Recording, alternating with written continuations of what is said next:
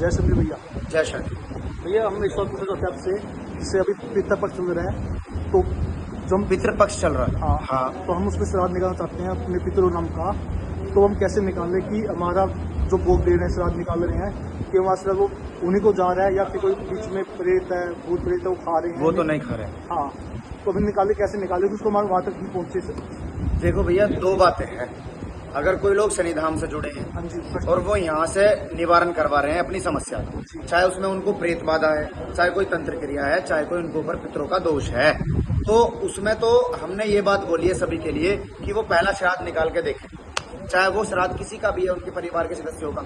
अगर उस श्राद्ध को करने के बाद में उनके शरीरों पर कोई दबाव पड़ता है या उनके परिवार में कोई ऐसी घटना घटित हो जाती है झगड़ों से, कलेश से संबंधित, कि उसमें उनको ऐसा लगता है कि कुछ गड़बड़ हो रही है, तो वो फिर अगले श्राद्ध बिल्कुल भी ना निकालें, फिर वो उसको वहीं स्टॉप कर दें। फिर उसमें शनिधाम आ जाए, गोले सामग्री करवा लें, या फिर बीच बीच में जब ये पूरा हो जाएगा अमावस्या के दिन आके अंतिम एक बार सबके नाम का आके यहाँ करवा दें, अगर उनको कोई दबाव पड़ते हैं। और अगर दबाव नहीं पड़ते हैं तो वो बाकी के श्राद्ध कर सकते हैं। एक श्राद्ध करके देखने के बाद ये सुनिश्चित होगा कि अगले करने हैं कि नहीं करने।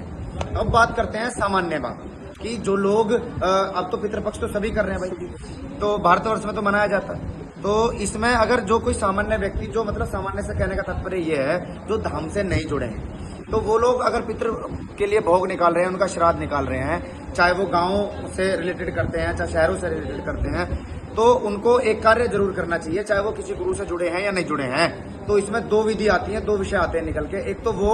सूक्ष्म रूप में शंकर भगवान को साक्षी मान के ये कार्य करें कि ये शंकर भगवान, हम आपको ऐसे साक्षी मान के अपने पितरों को भोग देते हैं, और इस भोग को कोई कुपित वायु, कोई मलिन वायु, कोई भी ऐसा तत्व जो मलिन हो, चाहे वो भूत प्रेत है, जिन जिन्नात है, कोई भी ऐसी नकारात्मक ऊर्जा जो कहीं ना कहीं नुकसान पहुंचाने वाली है, वो इस भोग को ना खाए। चाहे वो हमारे पे क्रिया में छोड़ रखी है, चाहे वो हमारे ऊपर कोई किसी ने नकारात्मक रूप में कोई पितरों को उल्टा किया हुआ है, चाहे कैसे भी मान सकते हो, लेकिन कोई कुपित वायु उस हमारे भोग को ना खाए, वो हमारा भोग हमारे पितरों तक पहुंचे, उसकी जो सुगंध है, उसकी जो खुशबू है, उससे कोई भी नकारात्मक ऊर्जा प्रभावित होकर उसको ग्रहण ना करे। तो उसमें शंकर भगवान को साक्षी माने, एक बात तो ये करनी।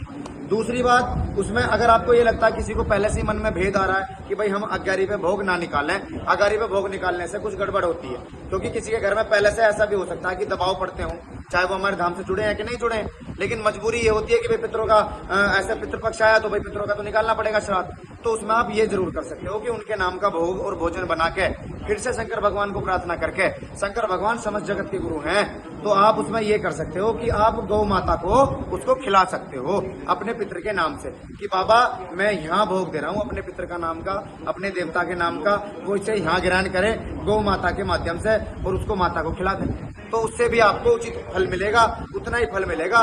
जितना वो श्राद्ध को अंगारी पे पूजने से मिलता है। उसमें आप इस भेद से बच जाओगे कि जब किसी को साक्षी मान के बीच में करते हैं तो वो तत्व बीच में कार्य करता है, तो आपके पितरों तक वो पहुंच पाएगा। बीच में कोई मलिन वायु, कुपित वायु उसको कदापि ना खा पाएगी, और वो ठीक तरीके से आपका श्राद्ध लग जाएगा, जिससे आप पितृपक्ष में अपनी जो ये विधियां हैं इनको ठीक तरीके से, पूरी तरीके से कर पाएंगे। रही बात क्या भोग दें क्या ना दें